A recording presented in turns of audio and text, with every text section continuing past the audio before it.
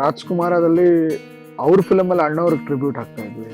ಈಗ ನಮ್ಮ ಸಿನಿಮಾಗಳಲ್ಲಿ ಅವ್ರಿಗೊಂದು ಟ್ರಿಬ್ಯೂಟ್ ಹಾಕೋದಿದೆಯಲ್ಲ, ಅದೆಲ್ಲ ಸ್ವಲ್ಪ ಕಷ್ಟ. ರಾಮಾಚಾರಿ ನೋಡ್ರು ಎಲ್ಲ ಪ್ರೇಕ್ಷಕರಿಗೂ ಓದಿದೆ. ಮತ್ತೊಂದು ಸಿನಿಮಾ ನಾವು ಮಾಡ್ಬೇಕು, ಖರ್ಚು ಮಾಡುವಾಗ ನಮ್ ಖುಷಿ ಮಾತ್ರ ಕಾಣುತ್ತೆ, ದುಡಿವಾಗ ಅಪ್ಪನ್ ನೋವೇನು ಅಂತ ಅರ್ಥ. ಈಗ ಫಾದರ್ ಸನ್ ಸ್ಟೋರಿನಲ್ಲಿ ಎಲ್ಲ ಡ್ರಾಮಾ ನೋಡಿರ್ತೀರ, ಎಮೋಷನ್ ನೋಡಿರ್ತೀರ. ರಾ ಫಾದರ್ ಸನ್ ಸ್ಟೋರಿ ಯಾರು ನೋಡಿರಲ್ಲ. ಈ ಚಾಪ್ಲಿನ್ ಒಂದ್ ಕಡೆ ಹೇಳಿದಾರಂತೆ, audience are multi headed monsters. Audience are multi headed monsters. Dignity ಅನ್ನೋದು ನಾವು ಮಾಡೋ ಕೆಲಸದಲ್ಲಿರಲ್ಲ, ನಾವು ಹೇಗ್ ಬದುಕ್ತಿವಿ ಅನ್ನೋದ್ರಲ್ಲಿ. ನೀವ್ ದಾಟಿರೋದು ಬ್ಲಡ್ ಲೈನ್, ರಕ್ತ ಹರಿತೆ ಹರಿಯುತ್ತೆ. ಹಾಯ್, ಎಲ್ರಿಗೂ ನಮಸ್ಕಾರ. ನೀವು ನೋಡ್ತಾ ಇದ್ದೀರಾ ನಮ್ಮ KFI. ನಾನು ಆಂಕರ್ ರಂಗನಾಥ್ ಗೌಡ. ಇವರು one of the best director of ನಮ್ಮ ಕನ್ನಡ ಫಿಲ್ಮ್ ಇಂಡಸ್ಟ್ರಿ. ಯಾಕಂತ ಹೇಳಿದ್ರೆ ಪರಮಾತ್ಮನ ಜೊತೆಗೆ ಒಂದು ಒಳ್ಳೆ ಒಡನಾಟನ ಇಟ್ಕೊಂಡವರು. ಹೆಸರಲ್ಲೇ ಸಂತೋಷ ಮತ್ತೆ ಆನಂದವನ್ನ ಇಟ್ಕೊಂಡಿದ್ದಾರೆ. So let's welcome him, Santhosh Anandram sir. ನಮಸ್ಕಾರ ಸರ್, ಹೇಗಿದ್ದಾರೆ ಸರ್? ಚೆನ್ನಾಗಿ. ಸಂತೋಷ ಆನಂದ ಎರಡು ಇದೆ ಹೆಸರಲ್ಲಿ ಸರ್. ಸೊ ಯಾವ್ದನ್ನ ಚೂಸ್ ಮಾಡ್ಕೊಂತೀರಾ? ಇಸ್ ಇಟ್ ಸಂತೋಷ ಆರ್ ಆನಂದ? ಅಲ್ಲ, ಎರಡು ಜನ ಪಟ್ಟಾಗಲೇ ನಮ್ಗೆ ಸಾರ್ಥಕತೆ ಅಲ್ವಾ? ಸೊ ಅದರ ಒಂದು ಕೆಲಸದಲ್ಲಿ ಇದೀವಿ. Final 2-3 days. ಸೊ ಜನರನ್ನ ಖುಷಿ ಪಡಿಸೋ ಒಂದು ಪ್ರಯತ್ನದಲ್ಲಿ ಎಡ್ಜ್ ಅಲ್ಲಿ ಇದೀವಿ. ಅದು ಕೆಲಸ ಮುಗಿದ್ಬಿಟ್ಟು ನಾವು ಅನ್ಕೊಂಡಂಗೆ ಅಪ್ಲೋಡ್ ಅಲ್ಲಿ ಆಗ್ಬಿಟ್ರೆ ಅದಕ್ಕಿಂತ ಖುಷಿ ಇನ್ನೇನು ಇಲ್ಲ. Okay sir, first of all congratulations. Actually ಒಂದು ಅದ್ಭುತವಾಗಿರುವಂತಹ ಮೂವಿನ ನಮಗೆ ನಮ್ಮ ಕನ್ನಡಿಗರಿಗೆ ಕೊಡ್ತಾ ಇದ್ದೀರಾ, which will connect to every youth. So ಹೆಸರಲ್ಲೇ ಒಂದು ಪವರ್ ಇದೆ ಆಕ್ಚುಲಿ. ಸೊ ವೆಲ್ ಸರ್, ಯುವ, ನೀವು ಫಸ್ಟ್ ಟೈಮ್ ಯುವ ಅವ್ರಿಗೆ ಡೈರೆಕ್ಟ್ ಮಾಡ್ತಾ ಇರೋದು ಎಷ್ಟು ಸ್ಪೆಷಲ್ ಆಗಿತ್ತು ಅಂಡ್ ಆ ಎಕ್ಸ್ಪೀರಿಯನ್ಸ್ ಹೇಗಿತ್ತು ಸರ್? ಹೊಸ ಎಕ್ಸ್ಪೀರಿಯನ್ಸ್, ಯಾಕಂದ್ರೆ ನಾನು ಫಸ್ಟ್ ಟೈಮ್ ಆಕ್ಟರ್ ಜೊತೆ ಮಾಡ್ತಾ ಇದ್ದೆ. ಸೊ ಎಕ್ಸ್ಪ್ರೆಷನ್ಸ್ ಇಂದ ಹಿಡಿದು ಸ್ಕ್ರೀನ್ ಪ್ರೆಸೆನ್ಸ್ ಇಂದ ಹಿಡಿದು ಎಲ್ಲವೂ ಹೊಸದೇ, ನನಗೂ ಹೊಸದೇ. ಸೊ ಫಸ್ಟ್ ಟೈಮ್ ಸ್ಕ್ರೀನ್ ಅಲ್ಲಿ ನೋಡುವಾಗ, ಕ್ಯಾಮ್ರಲ್ಲಿ ನೋಡುವಾಗ ಮಜಾನೇ ಬೇರೆ ಇತ್ತು. ಅಂಡ್ ಗುರು ಜೊತೆ ಮಾಡೋದು ಒಂಥರ ಪರಂಪರೆ, ದೊಡ್ಡ ಪರಂಪರೆ. ಸೊ ಅದ್ರ ಜೊತೆಗೆ ನಮಗೆ ಒಂದು ದೊಡ್ಡ ಜವಾಬ್ದಾರಿ ಕೂಡ ಆಗಿತ್ತು. ಮತ್ತೆ ಅಪ್ಪು ಸರ್ ಅನುಪಸ್ಥಿತಿ. ಸೊ ಅದೊಂಥರ ನಿಮಗೆ ಪ್ರಾಸೆಸ್ ಒಂಥರ ವಿಚಿತ್ರವಾಗಿತ್ತು. ಅಂದ್ರೆ ಒಂದು ರೆಗ್ಯುಲರ್ ಅಂದ್ರೆ ಎಲ್ಲಾ ಟೈಮು ಹ್ಯಾಪಿ ಆಗಿರ್ತಿದ್ವಿ ಅಂತಲ್ಲ, ಕೆಲವು ಟೈಮ್ ಲೋಸ್ ಇರ್ತಿತ್ತು. ಅವ್ರನ್ನ ನೆನ್ಸ್ಕೊಂಡಾಗ ತುಂಬಾ ಲೋಸ್ ನನಗಾಗ್ತಿತ್ತು. ಯಾಕಂದ್ರೆ ಒಂದ್ 7-8 ವರ್ಷ ನಾವ್ ಜೊತೆ ಕೆಲಸ ಮಾಡಿದೀವಿ, ಒಂದು ಬಾಂಡ್ ಇದೆ. ಮತ್ತು ರಾಜ್ಕುಮಾರದಲ್ಲಿ ಅವ್ರ ಫಿಲಮ್ ಅಲ್ಲಿ ಅಣ್ಣವ್ರಿಗೆ ಟ್ರಿಬ್ಯೂಟ್ ಹಾಕ್ತಾ ಇದ್ವಿ. ಈಗ ನಮ್ಮ ಸಿನಿಮಾಗಳಲ್ಲಿ ಅವ್ರಿಗೊಂದು ಟ್ರಿಬ್ಯೂಟ್ ಹಾಕೋದಿದೆಯಲ್ಲ, ಅದೆಲ್ಲ ಸ್ವಲ್ಪ ಕಷ್ಟ, ನೆನೆಸ್ಕೊಂಡ್ರೆ ತುಂಬಾ ಕಷ್ಟ. ಸೊ ಒಂಥರ ಡಿಫ್ರೆಂಟ್ ಅನುಭವ, ಹೊಸ ಅನುಭವ. ಹೊಸ ನಟನ ಜೊತೆ ಮಾಡುವಾಗ ಒಂದು ಥ್ರಿಲ್ ಇರುತ್ತೆ ನಿಮ್ಗೆ. ಆಡಿಯನ್ಸ್ ಹೆಂಗ್ ಥ್ರಿಲ್ ಆಗ್ತಾರ ಫಸ್ಟ್ ಟೈಮ್ ಆಕ್ಟರ್ ನ ನೋಡಿದಾಗ, ನನಗೂ ಅಷ್ಟೇ ಥ್ರಿಲ್ ಆಗ್ತಿತ್ತು, ಇಡೀ ತಂಡಕ್ಕೂ ಅಷ್ಟೇ ಥ್ರಿಲ್ ಆಗ್ತಿತ್ತು. ಒಂಥರ ಮಜಾ ಬರ್ತಿತ್ತು. Okay, S. ಅಂಡ್ ಹೊಸಬ್ರು ಅಂತ ಹೇಳಿದ ತಕ್ಷಣ, ಬಟ್ ಅದರಲ್ಲಿ ಎಕ್ಸ್ಪೀರಿಯನ್ಸ್ ಕಲಾವಿದರು ಇದ್ದಾರೆ. ಯುವ ಅವರು ಒಂದು ಹೊಸಬ್ರು ಅಂತ ಹೇಳಕ್ಕಾಗಲ್ಲ ಸರ್, ಬಿಕಾಸ್ ಬ್ಲಡ್ ಲೈನ್ ಅಲ್ಲೇ ಒಂದು ಫಸ್ಟ್ ಟೈಮ್ ಸ್ಕ್ರೀನ್ ಮೇಲೆ ಬರ್ತಿದ್ದಾರೆ. ಸ್ಕ್ರೀನ್ ಮೇಲೆ ಮಾತ್ರ ಫಸ್ಟ್ ಟೈಮ್ ಬರ್ತಾ ಇದ್ದಾರೆ. ತಯಾರಿ ಮೂಲಕ ಎಲ್ಲ ನೋಡಿದಾಗ he has experience. ಫೈಟ್ಸ್ ಎಲ್ಲ ಆಗ್ಲಿ, ಆಕ್ಷನ್ ಅಲ್ಲಾಗ್ಲಿ, ಸ್ಕ್ರೀನ್ ಮುಂದೆ ಬಂದು ನಿಂತ್ಕೊಳ್ಳೋದ್ರಲ್ಲಾಗ್ಲಿ, ಆತರ ಟ್ರೈನ್ ಆಗೇ ಬಂದಂತ ವ್ಯಕ್ತಿ. But for the camera it is first time. Yes. And ನೀವು ಹೊಂಬಾಳೆ ಅವ್ರ ಜೊತೆಗೆ ಕ್ಲೋಸ್ ಆಗಿ ಅಸೋಸಿಯೇಟ್ ಆಗಿರೋದ್ರಿಂದ ಸರ್, can we also expect yes sir, ನೀವು ಮತ್ತೆ ಹೊಂಬಾಳೆ ಅವರು ಮತ್ತೆ ಏನಾದ್ರು ಒಂದು ಸ್ಕ್ರಿಪ್ಟ್ ಮಾಡೋದು? ಅದು ತುಂಬಾ ಖುಷಿ. ಅದು ನನಗೆ ಬಹಳ ಒಂದು ದೊಡ್ಡ ಒಂದು ಆ ತರದ ಒಂದು ದೊಡ್ಡ ಆಸೆ ಇದೆ. ಅದೇನಂದ್ರೆ ಸಮಯ ಎಲ್ಲದಕ್ಕೂ ಕೂಡ ಬರ್ಬೇಕಲ್ಲ ಅವರು. ಯಾಕಂದ್ರೆ ಈಗ ನಾವು ಸ್ಕ್ರಿಪ್ಟ್ ಮಾಡುವಾಗ ಇಡೀ world will be watching him. So ಆಮೇಲೆ ಇನ್ನೊಂದೇನಂದ್ರೆ ಅವರು ತುಂಬಾ ರೆಸ್ಪಾನ್ಸಿಬಲ್ ನಟ. ಆಮೇಲೆ ನಂದು ಅವ್ರದ್ದು ಕೆಮಿಸ್ಟ್ರಿ ತುಂಬಾ ಚೆನ್ನಾಗಿದೆ. ಈಗ ಅವರು ನಾವು ಸಿನಿಮಾ ಮಾಡ್ಬೇಕು ಅಂತ ಯೋಚಿಸಿದಾಗ ಅದು ಏನು ತೊಂದರೆ ಇರಲ್ಲ ಅಲ್ಲಿ, ಯಾಕಂದ್ರೆ ಅವರು ಸಿನಿಮಾಗೆ ಹೈಯೆಸ್ಟ್ ಬೆಲೆ ಕೊಡೋ ವ್ಯಕ್ತಿ. ಸೊ ಅಂತವ್ರ ಜೊತೆ ಕೆಲಸ ಮಾಡೋಕೆ ನಮ್ಗೆ ತುಂಬಾ ಕೆಲಸ ಈಸಿ. ಅಂಡ್ ಸ್ವಲ್ಪ ಅವರು ಡೀಟೇಲ್ ಆಗಿ ಕೆಲಸ ಮಾಡೋದ್ರಿಂದ ಆ ತಾಳ್ಮೆ ಇರಬೇಕು. ಈಗ ನಾವು ಫಸ್ಟ್ ಸಿನಿಮಾ ನಾ ಜೊತೆಗೆ ಮಾಡಿದಾಗ, ಫಸ್ಟ್ ಸಿನಿಮಾ ಅವ್ರು ನನಗೆ ಅವಕಾಶ ಕೊಟ್ಟಾಗ ಹೇಗಿದ್ರು ಈಗಲೂ ಅದೇ ರೀತಿ ಇದಾರೆ. ಸಕ್ಸಸ್ ಬಂತು ಅಂತ ಅವ್ರೇನ್ ಚೇಂಜ್ ಆಗ್ಲಿಲ್ಲ. ಮೊನ್ನೆ ಟ್ರೈಲರ್ ನೋಡಿನೂ ಫೋನ್ ಮಾಡಿದ್ರು ನನಗೆ, ಯುವರಾಜ್ಗೆ, ಇಬ್ರಿಗೂ ಫೋನ್ ಮಾಡಿದ್ರು. ತುಂಬಾ ಖುಷಿ ಪಟ್ರು. ಸಿನಿಮಾನು ನೋಡ್ತೀನಿ ಅಂದ್ರೆ ಪ್ರಾಬ್ಲಿ ನೆಕ್ಸ್ಟ್ ವೀಕ್ ಅಲ್ಲಿ ಅವ್ರ ಸಿನಿಮಾನು ನೋಡ್ತಾರೆ. ಸೊ ಆ ಯೋಜನೆ ಆದ್ರೆ ಅದು ತುಂಬಾ ಚೆನ್ನಾಗಿರುತ್ತೆ. ಆಮೇಲೆ ಒಂದು ದೊಡ್ಡದು ಏನಾದ್ರು ಒಂದು ಸಿನಿಮಾ ಅವ್ರಿಗೆ ಮಾಡ್ಬೇಕು ಅನ್ನೋ ದೊಡ್ಡ ಆಸೆ ನನಗೂ ಇದೆ. ಆಮೇಲೆ ರಾಮಾಚಾರಿ ನೋಡ್ರು ಎಲ್ಲ ಪ್ರೇಕ್ಷಕರಿಗೂ ಓದಿದೆ, ಮತ್ತೊಂದು ಸಿನಿಮಾ ನಾವು ಮಾಡ್ಬೇಕು ಅಂತ. ಅದು ಒಳ್ಳೆ, ನನ್ಗೇನಿಲ್ಲ, ಅವ್ರ ಮುಂದೆ ಹೋಗಕ್ ಒಂದೇ ಒಂದ್ ಬೇಕಾಗಿರೋದು ಬ್ಯೂಟಿಫುಲ್ ಸಬ್ಜೆಕ್ಟ್. ಸೊ ಅದನ್ನ ಅವ್ರು ಕೇಳ್ತಾರೆ. ಯಾಕಂದ್ರೆ ನಾನು ಏನು ಅಲ್ದಿದ್ದಾಗಲೇ ಸಿನಿಮಾ ಮಾಡಿದವರು 100% ಈಗ ಹೆಲ್ give time. But only thing, ಅವ್ರನ್ನ ಮೆಚ್ಚೋ ಅಂತ ಸ್ಕ್ರಿಪ್ಟ್ ಒಂದು ನನಗೆ ಎಕ್ಸೈಟ್ ಆಗ್ಬೇಕು. ಆದಾಗ ಖಂಡಿತ definitely it will happen. Okay. And sir, ಇದು ರಾಮಾಚಾರಿ ರಾಜ್ಕುಮಾರ್ಗೆ ಒಂದ್ ಸ್ವಲ್ಪ ಲೈಕ್ ಫಾದರ್ ಸೆಂಟಿಮೆಂಟ್ ಜಾಸ್ತಿ ಯುವದಲ್ಲಿ ಇರೋದ್ರಿಂದ ಮೈನ್ ಆಗಿ ಆ ಒಂದು ಲೈನ್ ಅನ್ನ ಇಟ್ಕೊಂಡು ತುಂಬಾ ಜನ ಅದ್ರಲ್ಲಿ ನೋಡಿದೀವಿ ಫಾದರ್ ಸೆಂಟಿಮೆಂಟ್ ನ. ಸೊ ಇದ್ರಲ್ಲಿ ಏನಿರ್ಬೋದು ಅನ್ನೋದಕ್ಕೆ ತುಂಬಾ ಜನ ಕ್ವಶನ್ಸ್ ಮಾಡ್ತಾರೆ ಆಕ್ಚುಲಿ, ಅಂಡ್ ತುಂಬಾ ಜನ ಕಂಪೇರ್ ಮಾಡ್ತಾರೆ. ಆಲ್ರೆಡಿ ತೋರಿಸ್ಬಿಟ್ಟಿದಾರಲ್ಲ, ಇದ್ರಲ್ಲಿ ಏನು ಹೊಸದ್ ಬರ್ಬೋದು ಅಂತ ಹೇಳಿ. ಸೊ ತಂದೆ ಮಗನ ಸಂಬಂಧ ಅದು ಎಂಡ್ ಆಗದಿರುವಂತದ್ದು ಒಂಥರ. ಹಂಗಲ್ಲ, ಈಗ ನೀವು ನೋಡಿರೋ ತಂದೆ ಮಕ್ಕಳು ರಾಮಾಚಾರಿಲ್ ಬೇರೆ, ರಾಜ್ಕುಮಾರ್ ಅಲ್ಲಿ ಬೇರೆ. ಈಗ ನೀವು ನಿಮ್ ಫಾದರ್ ರಿಲೇಶನ್ಶಿಪ್ ಬೇರೆ, ಹೌದು. ನಾನು ನನ್ನ ಫಾದರ್ ರಿಲೇಶನ್ಶಿಪ್ ಬೇರೆ. ಆಮೇಲೆ ನಿಮ್ ಮಧ್ಯೆ ನಡೆದಿರೋ ಕಾನ್ಫ್ಲಿಕ್ಟ್ಸ್ ಏನಿರ್ತಾವ ಅದು ಯಾವ ವಿಷಯಕ್ಕೆ ಇರುತ್ತೆ ಅದು ಬೇರೆ ಇರುತ್ತೆ. ಎಸ್, ನನ್ನ ತಂದೆ ಮಧ್ಯೆ ನಡೆದಿರೋ ಕಾನ್ಫ್ಲಿಕ್ಟ್ಸ್ ಬೇರೆ ವಿಷಯಕ್ಕೆ ಇರುತ್ತೆ. ಎಸ್. ಸೊ ಇದು ಕಾನ್ಫ್ಲಿಕ್ಟ್ ಅನ್ನೋದು ಒಬ್ಬೊಬ್ರು ಬದುಕಲ್ಲ ಒಂದೊಂಥರ. ಎಲ್ರು ಒಂದೇ ತರ ಜಗಳ ಆಡ್ತಾರೆ, ಎಲ್ರು ಒಂದೇ ಕಾನ್ಸೆಪ್ಟ್ ಜಗಳ ಆಡ್ತಾರೆ, ಅಥವಾ ಎಲ್ರು ಒಂದೇ ವಿಷಯಕ್ಕೆ ಜಿದ್ದು ಬೀಳ್ತಾರೆ ಅನ್ನೋದು ಇಲ್ವಲ್ಲ. ಈಗ ನಿಮ್ಮ ಫಾದರು ಯಾವ್ದು ಕೆಲವು ವಿಷಯಗಳು ಅವ್ರಿಗೆ ಇಷ್ಟ ಆಗದಿರ್ಬೋದು, ನನ್ನ ಫಾದರ್ ಕೆಲವು ವಿಷಯಗಳು ಇಷ್ಟ ಆಗದಿರ್ಬೋದು. ಸೊ ಆ ತರದೊಂದು ಕ್ಲಾಶ್. ಬಟ್ ಇದರಲ್ಲಿ ಕಾಮನ್ ಪಾಯಿಂಟ್ ಏನಂದ್ರೆ ಒಂದ್ ತಂದೆ ಮಗನ ಮಧ್ಯೆ ಯಾವಾಗ್ಲೂ ಒಂದು ಕಾನ್ಫ್ಲಿಕ್ಟ್ ಇರುತ್ತೆ, ಎಮೋಷನಲ್ ಕಾನ್ಫ್ಲಿಕ್ಟ್. ರಾಮಾಚಾರಿಲಿ ಇದ್ದಿದ್ದೇನು, ಎರಡು ಮಕ್ಕಳಿದ್ದಾಗ ಓದೋ ಮಕ್ಳಿಗೆ ಸಪೋರ್ಟ್ ಮಾಡ್ತೀರಾ, ಓದಿಲ್ದಿರೋ ಮಕ್ಳಿಗೆ ಸಪೋರ್ಟ್ ಮಾಡಲ್ಲ ಅನ್ನೋ ಕಾನ್ಫ್ಲಿಕ್ಟ್ ಹೌದು ರಾಮಾಚಾರಿಲಿ. ರಾಜ್ಕುಮಾರ್ ಅಲ್ಲಿ ತಂದೆ ತಾಯಿಗಳೇ ಇಲ್ಲ. ಹೌದು. ಒಬ್ಬ ಅನಾಥನಿಗೆ ಆ ವ್ಯಾಲ್ಯೂ ಗೊತ್ತಿರುತ್ತೆ, ಒಬ್ಬ ಅಡಾಪ್ಟ್ ಮಾಡ್ಕೊಂಡು ಹೋಗಿರೋ adapted father. Yes. So Rajkumar ಅಲ್ಲಿ ಇದರಲ್ಲಿ ಒಂದು ಮಿಸ್ಅಂಡರ್ಸ್ಟ್ಯಾಂಡ್ ಮಾಡ್ಕೊಂಡಿರೋ ಫಾದರ್. ಓಕೆ. ಸೊ ಸಾಕಷ್ಟು ಡಿಫರೆನ್ಸ್ ಇರುತ್ತೆ. ಅಪ್ಪ ಮಗ ಅನ್ನೋದು ಒಂದೇ ಕಾನ್ಸೆಪ್ಟ್, ಅದೊಂದು ಬಿಟ್ಟರೆ. ಆಮೇಲೆ ಏನಕ್ಕೆ ಹಂಗ ಅನ್ಸ್ಬೋದು ಅಂದ್ರೆ, ನಿಮ್ಗೆ ಅಚ್ಯುತ್ ಕುಮಾರ್ ರಾಮಾಚಾರಿಲ್ ಅವರೇ ಫಾದರ್ ಆಗಿದ್ರಿಂದ ಪ್ರಾಬ್ಲಿ ಅದು ಬರುತ್ತೆ. ಬಟ್ ಇದರಲ್ಲಿ ಆ ಶೇಡೇ ಬೇರೆ, ಆ ಇಂಟೆನ್ಸಿಟಿನೇ ಬೇರೆ. ಇದರಲ್ಲಿ ಡ್ರಾಮಾಕ್ಕಿನ್ನ ಹೆಚ್ಚು ಇಂಟೆನ್ಸಿಟಿ ಇದೆ ಅಪ್ಪನಲ್ಲಿ. ಸೊ ಪ್ರತಿ ತಂದೆ ಹೇಳ್ಕೊಳ್ದೇ ಇರೋ ವಿಷಯಗಳನ್ನ ಪ್ರತಿ ತಂದೆ ಒದ್ದಾಡಿರ್ತಾರೆ, ಬಟ್ ಮಕ್ಳು ಮುಂದೆ ಹೇಳ್ಕೊಂಡಿರಲ್ಲ. ಆ ಒದ್ದಾಟನ ಇದ್ರಲ್ಲಿ ತೋರಿಸಿದೀವಿ. ಅದು ಐ ಥಿಂಕ್ ತುಂಬಾ ಚೆನ್ನಾಗಿ ಆಡಿಯನ್ಸ್ಗೆ ಅಪೀಲ್ ಆಗುತ್ತೆ.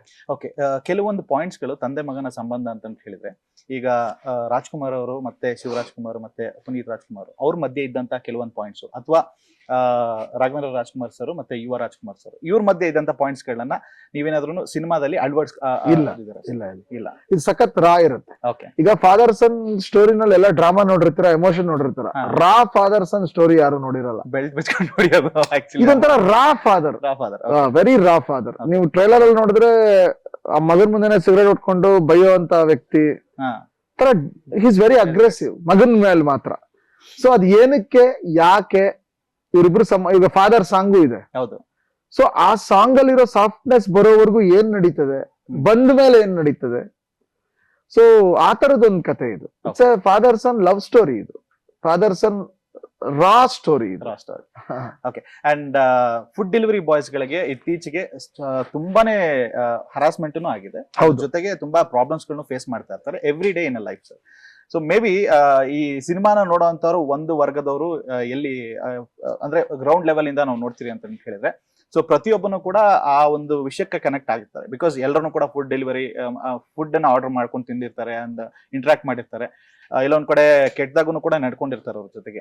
ಸೊ ಆ ಗ್ರೌಂಡ್ ಲೆವೆಲ್ ಪ್ರಾಬ್ಲಮ್ಸ್ ನ ನೀವು ಇನ್ವೆಸ್ಟಿಗೇಟ್ ಮಾಡ್ಬಿಟ್ಟು ಅದಾದ್ಮೇಲೆ ಮೂವಿನಲ್ಲಿ ಅಳವಡಿಸ್ಕೊಂಡ್ರೆ ಹೇಗೆ ಸರ್? ಹೌದು, ಅದು ರಿಸರ್ಚ್ ಪಕ್ಕ ಇತ್ತು. ಯಾಕಂದ್ರೆ ನೀವು ಟ್ರೈಲರ್ ಅಲ್ಲೇ ನೋಡ್ಬೋದು, ಇಲ್ಲಿ ಆರ್ಡರ್ ಮಾಡೋರ್ ಹಸುಗೆ ಅಷ್ಟೇ ಬೆಲೆ, ಡೆಲಿವರಿ ಕೊಡೋರ್ ಹಸುಗ್ ಬೆಲೆ ಇಲ್ಲ.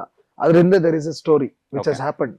ಆಮೇಲೆ ಗುರು ಹೇಳ್ತಾರೆ, ಡಿಗ್ನಿಟಿ ಅನ್ನೋದು ನಾವು ಮಾಡೋ ಕೆಲಸದಲ್ಲಿರಲ್ಲ, ನಾವು ಹೇಗ್ ಬದುಕ್ತಿವಿ ಅನ್ನೋದ್ರಲ್ಲಿರುತ್ತೆ. ಸೊ ಅವ್ರ ಬದುಕಿನ ಸುತ್ತದ ಕತೆ, ಒಂದು ಕಾರ್ಮಿಕ ವರ್ಗದ ಕತೆ. ಸೊ ಯೂತ್ ಹೈಯೆಸ್ಟ್ ಇರುವಂತ ಜಾಬ್ ನೋಡಿದ್ರೆ ನೀವು ಇವತ್ತು ಅಂದ್ರೆ ಪಾರ್ಟ್ ಟೈಮ್ ತರ ಟ್ರೀಟ್ ಮಾಡಿದ್ರೆ ಅದೇ ಡೆಲಿವರಿ ಬಾಯ್ಸ್.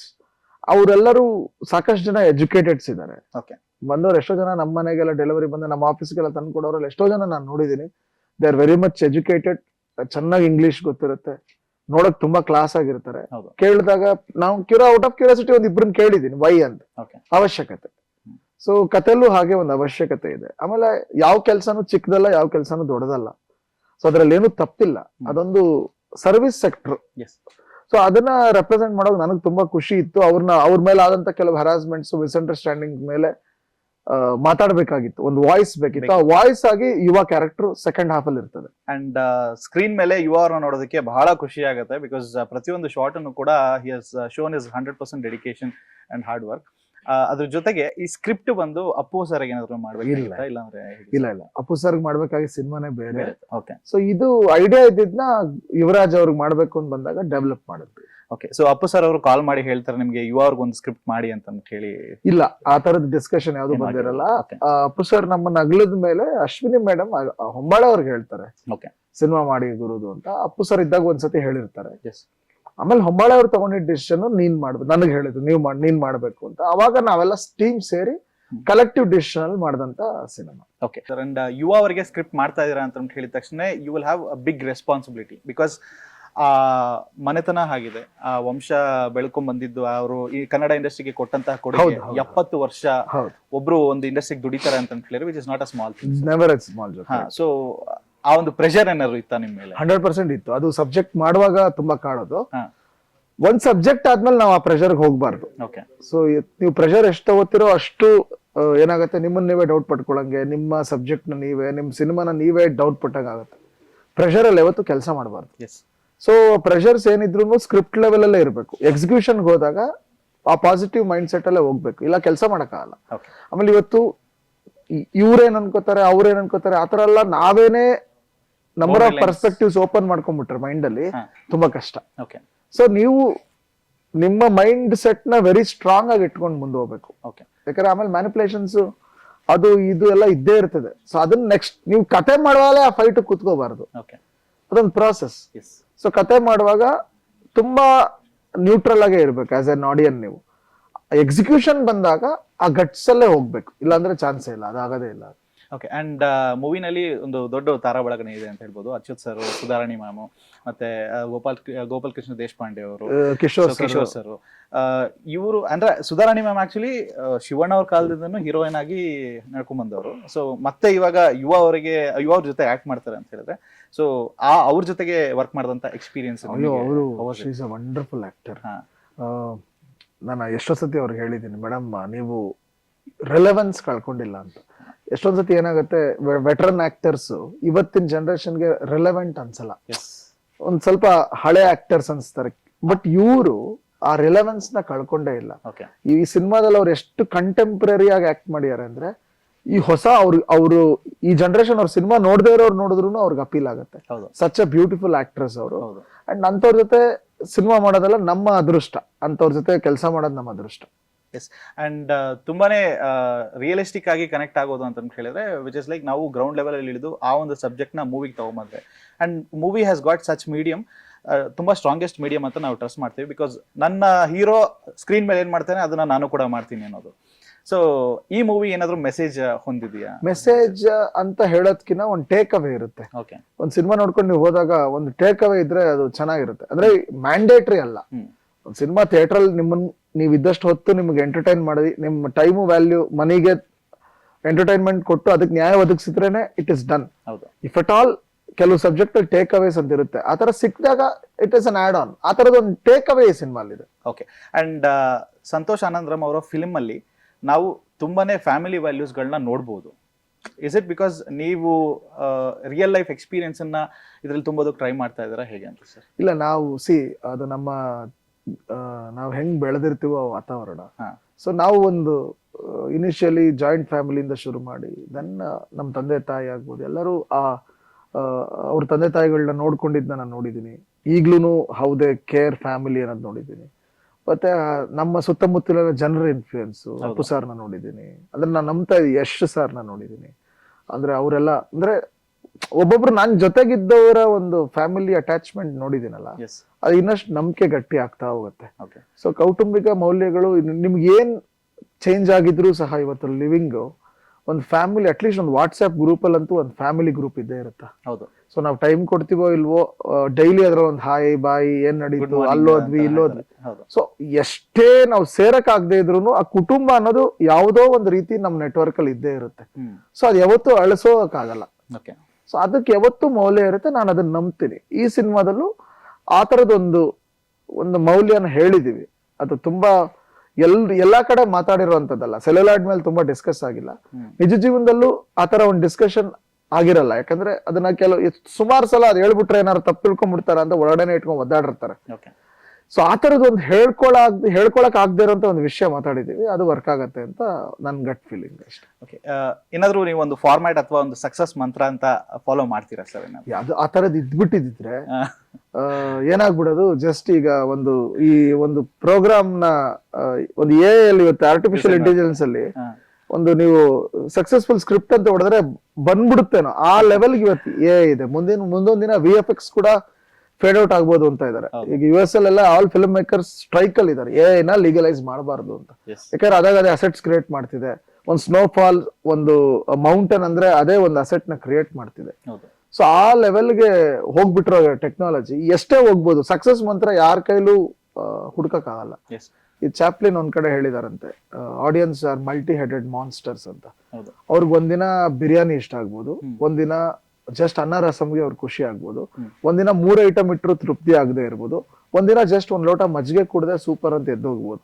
ಸೊ ಆಡಿಯನ್ಸ್ ಮನಸ್ಥಿತಿನ ಅರ್ಥ ಮಾಡ್ಕೊಳ್ಳೋದು ಬಹಳ ಕಷ್ಟ.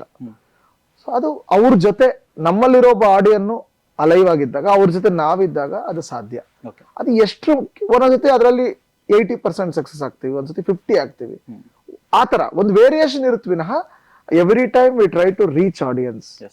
ಕೆಲವು ಸತಿ ಅದು ವರ್ಕ್ ಆಗತ್ತೆ, ಕೆಲವು ಸತಿ ಅದು ವರ್ಕ್ ಆಗಲ್ಲ. ಆ ವರ್ಕ್ ಆಗ್ಬೇಕು ಅನ್ನೋ ಹೋಪಲ್ಲೇ ನಾವು ಸದಾ ಇರ್ತೀವಿ. ಆ ಹೋಪೇ ನಮ್ಮನ್ನ ಬದುಕಿಸ್ಕೊಂಡು ಹೋಗ್ತಾ ಇರುತ್ತೆ. ಓಕೆ, ಅಂಡ್ ದೊಡ್ಡ ಮನೆಗೆ ಇನ್ನೊಂದು ಸ್ಕ್ರಿಪ್ಟ್ ಏನಾದ್ರು ರೆಡಿ ಆಗಿದೆಯಾ ಸರ್? ಟೂ ಅರ್ಲಿ, ಯಾಕಂದ್ರೆ ಇದು ಫಸ್ಟ್ ಸಿನಿಮಾ, ಇದ್ರ ಮೇಲೆ ಫೋಕಸ್ಡ್ ಆಗಿದ್ದೀವಿ. ಸೊ ಒಳ್ಳೆ ಸ್ಕ್ರಿಪ್ಟ್ಸ್, ಅದೇ ಹೇಳದ್ನಲ್ಲ, ಏನೇ ನೀವು ಮಾಡಿ ಅನೌನ್ಸ್ಮೆಂಟ್ ಎಕ್ಸೈಟ್ಮೆಂಟ್ ಇರುತ್ತೆ. ಇವ್ರು ಅವ್ರ ಜೊತೆ ಮಾಡ್ತಾರೆ, ಇವ್ರ ಜೊತೆ ಮಾಡ್ತಾರೆ.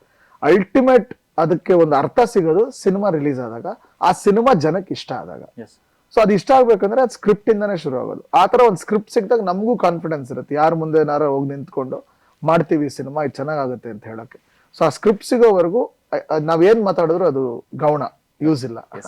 ಅಂಡ್ 29ನೇ ತಾರೀಕು ಮಾರ್ಚ್ ಒಂದು ಸೆಲೆಬ್ರೇಷನ್ ಆಗುತ್ತೆ. ಬಿಕಾಸ್ ಆಲ್ರೆಡಿ ಜಾಕಿನ ರಿಲೀಸ್ ಮಾಡಿದಾಗ ಒಂದು ಸೆಲೆಬ್ರೇಷನ್ ನಾವು ನೋಡಿದ್ವಿ. ಸೊ ದೊಡ್ಡ ಮನೆ ಯಾವುದೋ ಒಂದು ಗಿಫ್ಟ್ ಅಂದ್ರೆ ನೀವು ಕನ್ನಡಿಗರಿಗೆ ಒಂದು ಗಿಫ್ಟ್ ನ ಕೊಡ್ತಾ ಇದ್ದಾರೆ ಆಕ್ಚುಲಿ. ಸೊ ಅದ್ಭುತವಾಗಿರುವಂತ ಒಂದು ರೆಸ್ಪಾನ್ಸ್ ನ ಜೊತೆಗೆ ಸ್ವೀಕಾರ ಮಾಡ್ತೀವಿ ಅನ್ನೋದು ಎಲ್ಲರೂ ಕೂಡ ಇವಾಗ ಆಲ್ರೆಡಿ ಟ್ರೈಲರ್ ನ ಮುಖಾಂತರ ಸಾಂಗ್ಸ್ ನೀವು ಟ್ರೈಲರ್ ಅಲ್ಲಿ ನೋಡಿದ್ದು ನಿಮ್ಗೆ ಇಷ್ಟ ಆಗಿದ್ರೆ ಸಿನಿಮಾ ಅದೇ ಮೂಡಲ್ಲಿ ಇರುತ್ತೆ, ಅದೇ ಪೇಸ್ ಅಲ್ಲಿ ಇರುತ್ತೆ, ಅದೇ ವಿಷಯವಾಗಿರುತ್ತೆ. ಟ್ರೈಲರ್ಗೂ ಸಿನಿಮಾಗೂ ಏನು ಡಿಫರೆನ್ಸ್ ಇಲ್ಲ. ಸೊ ಕೆಲವು ಸತಿ ನಾವು ಜಸ್ಟ್ ಒಳ್ಳೊಳ್ಳೆ ವಿಷಯ ಇಟ್ಟು ಮಾತ್ರ ಟ್ರೈಲರ್ ಮಾಡಕ್ ಹೋಗ್ತೀವಿ. ಇದ್ರಲ್ಲಿ ನಾವು ಹಂಗ್ ಮಾಡ್ಲಿಲ್ಲ. ಈ ಕತೆ ಹಿಂಗೆ, ಈ ಪಾತ್ರ ಹಿಂಗೆ ಅಂತ ಹೇಳ್ಬೇಡ ಅಂತಾನೆ ಹೇಳಿರೋದು. ಸೊ ಜನ ಬಂದವ್ರು ಎಲ್ಲೂ ಮಿಸ್ಲೀಡ್ ಆಗ್ಬಾರ್ದು. ಯಾಕಂದ್ರೆ ಫಸ್ಟ್ ಫಿಲ್ಮ್ ಸಾವಿರಾರು ಕಲ್ಪನೆಗಳು ಇರುತ್ತೆ. ಸೊ ಆ ಟ್ರೈಲರ್ ಹಾಡುಗಳು ಏನ್ ಬಿಟ್ಟಿದೀವೋ ಅದೇ ಪ್ಯಾಲೆಟ್ ಅಲ್ಲಿ ಸಿನಿಮಾ ಇರುತ್ತೆ. ಓಕೆ, ಅಂಡ್ ಯುವ ಅವರ ಮೂವಿನಲ್ಲಿ ಇರುವಂತಹ ಡೈಲಾಗ್ಸ್ ಗಳಲ್ಲಿ which is your favourite dialogue sir? ಇದ್ರಲ್ಲಿ ನನಗೆ ತುಂಬಾ ಖುಷಿ ಕೊಟ್ಟಿದ್ದ ಡೈಲಾಗ್ ಯಾವ್ದು ಅಂದ್ರೆ, ಖರ್ಚು ಮಾಡುವಾಗ ನಮ್ ಖುಷಿ ಮಾತ್ರ ಕಾಣುತ್ತೆ, ದುಡಿಯುವಾಗ ಅಪ್ಪನ ನೋವೇನು ಅಂತ ಅರ್ಥ ಆಗುತ್ತೆ. ಬಿಕಾಸ್ ಅದು ಎಲ್ಲಾ ಮಕ್ಕಳ ಮನಸ್ಸಿನ ಮಾತದು. ಒಂದ್ಸತಿ ದುಡಿಯಕ್ ಶುರು ಆದ್ಮೇಲೆ ಅದ್ ಮನೇಲಿ ಎಲ್ರಿಗೂ ಬೈತಾ ಇರ್ತಾರೆ, ನೀನ್ ನನ್ ಮಗನೇ ದುಡಿಯೋದಕ್ಕೆ ಸ್ಟಾರ್ಟ್ ಮಾಡು, ಅವಾಗ ನಿನ್ ಗೊತ್ತಾಗುತ್ತೆ ಅಂತ ಅಲ್ಲ. So father value is always known by earning. When you start earning you will definitely know. ಅಂದ್ರೆ ಖರ್ಚು ಮಾಡ್ತಾ ಇರ್ತೀವಿ ಈಸಿಯಾಗಿ. ಸೊ ಈಗ ನಾವು ನೋಡಿ ದುಡಿಬೇಕಾರೆ, ಈಗ ಆನ್ಲೈನ್ ಶಾಪಿಂಗ್ ಮಾಡ್ಬೇಕಾರೆ ನೋಡಿದ್ನೆಲ್ಲ ಬ್ಯಾಗ್ ಹಾಕಿಟ್ಟಿರ್ತೀವಿ, ಆದ್ರೆ ಅದನ್ನ ಆರ್ಡರ್ ಮಾಡಕ್ ಹೋಗಲ್ಲ. 3-4 ಡೇಸ್ ಬಿಟ್ಟಿರ್ತೀವಿ, ಆಫರ್ ಬರುತ್ತಾ ಕಾಯ್ತೀವಿ. ಸೊ ನಮ್ ದುಡ್ಡಲ್ವಾ, ನಾವು ದುಡ್ದಿರೋದಲ್ವಾ, ಒಂದು ಕ್ಯಾಲ್ಕುಲೇಷನ್ ಇರುತ್ತೆ. ತಂದೆ ತಾಯಿ ದುಡ್ಡಲ್ಲಿ ಅಂದ್ರೆ ಕಾಲೇಜ್ ಲೈಫಲ್ಲೆಲ್ಲ ನಾವು ಬದುಕ್ತಾ ಇರುವಾಗ ಆ ಗೇಜೇ ಇರಲ್ಲ ನಮ್ಗೆ. ಇರೋದೆಲ್ಲ ಖರ್ಚಾದ್ರು ನಾಳೆಗೆ ಇನ್ನೊಂದ್ ದಾರಿ ಹುಡ್ಕೋಣ, ಇನ್ನೊಂದೇನೋ ಸುಳ್ಳು ಹೇಳೋಣ, ಮನೇಲಿ ಬುಕ್ ಬೇಕೋ, ಇನ್ನೊಂದ್ ಬೇಕೋ, ಫೀಸ್ ಬೇಕೋ, ಅದು ಎತ್ಕೊಳ್ಳೋಣ ಅಂತಾನೆ ಇರುತ್ತೆ. So that value of money is always known when you start earning. ಅದು ನನ್ನ ರಿಯಲೈಸೇಷನ್ ಪಾಯಿಂಟ್. ಸಿನಿಮಾಲು ಅದೇ ಇರೋದು. ನಂಗೆ ಅದು ತುಂಬಾ ಇಷ್ಟ ಡೈಲಾಗ್. ಓಕೆ, ಅಂಡ್ 29ನೇ ತಾರೀಕು ಸಿನಿಮಾಗೆ ಬರ್ತಾ ಇದ್ದೀರಾ ಸರ್. ಎಲ್ಲಾ ಸಿನಿ ರಸಿಕರಿಗೆ ಏನಾದ್ರು ಹೇಳ್ಬೇಕು ಅಂತ ಹೇಳಿದ್ರೆ ಏನ್ ಹೇಳ್ತೀರಾ ಸರ್? 29 ನೀವು ಟ್ರೈಲರ್ ನೋಡಿ ಮೆಚ್ಚಿದಿರಾ. ಸಿನಿಮಾ ಯುವ ಬರ್ತಿದೆ. ಕುಟುಂಬ ಸಮೇತರಾಗಿ ಸ್ನೇಹಿತರ ಜೊತೆಯಾಗಿ ಬನ್ನಿ, ನೀವು 100% ಡಿಸಪಾಯಿಂಟ್ ಆಗಲ್ಲ. ಸಿನಿಮಾ ನೋಡಿ ನಮ್ಮನ್ನು ಹರಿಸಿ ಆಶೀರ್ವಾದ ಮಾಡಿ. ಯುವರಾಜ್ ಕುಮಾರ್ಗೆ ಒಂದು ಶಕ್ತಿಯಾಗಿ ನೀವೆಲ್ಲ ಬಂದು ನಿಮ್ಮ ಆಶೀರ್ವಾದ ಅವ್ರಿಗೆ ಶಕ್ತಿ ಆಗಲಿ. ಇನ್ನೂ ಸಾಕಷ್ಟು ಒಳ್ಳೊಳ್ಳೆ ಸಿನಿಮಾಗಳು ಅವ್ರು ಮಾಡಂಗಾಗ್ಲಿ. ನಮ್ಮ ಇಡೀ ತಂಡಕ್ಕೆ ನಿಮ್ಮ ಆಶೀರ್ವಾದ ಅಗತ್ಯ. ನಿಮ್ಮ ಕನ್ನಡಿಗರ ಪ್ರೀತಿ ಆಶೀರ್ವಾದವೇ ನಮಗೆ ಶ್ರೀರಕ್ಷೆ. ಎಸ್, ನಿಮ್ಮ ಒಂದು ಪ್ರೋತ್ಸಾಹನೇ ನಮಗೆ ಎಲ್ಲರಿಗೂ ಕೂಡ ಉತ್ಸಾಹ. ಅಂಡ್ ನೀವು ನಮ್ಮ ಸಿನಿಮಾನ ಗೆಲ್ಸ್ಕೊಟ್ರೆ ಖಂಡಿತವಾಗ್ಲೂ ಕೂಡ ಇನ್ನಷ್ಟು ಹಲವಾರು ಇದೇ ರೀತಿಯಾದಂತಹ ಸಿನಿಮಾಗಳನ್ನ ಕೊಡೋದಕ್ಕೆ ಡೈರೆಕ್ಟರ್ ರೆಡಿ ಆಗಿದ್ದಾರೆ. So well, thank you so much sir, and all the very best. ನಿಮಗೆ ಒಳ್ಳೇದಾಗ್ಲಿ. ಇನ್ನಷ್ಟು ಸ್ಕ್ರಿಪ್ಟ್ಸ್ಗಳು ನಿಮ್ಮ ಕಡೆಯಿಂದ ಎಲ್ಲ ಕನ್ನಡದ ಸಿನಿ ರಸಿಕರಿಗೆ ಸಿಗ್ಲಿ ಅಂತ ಕೇಳ್ಕೊಂತೀವಿ. Thank you so much. Thank you.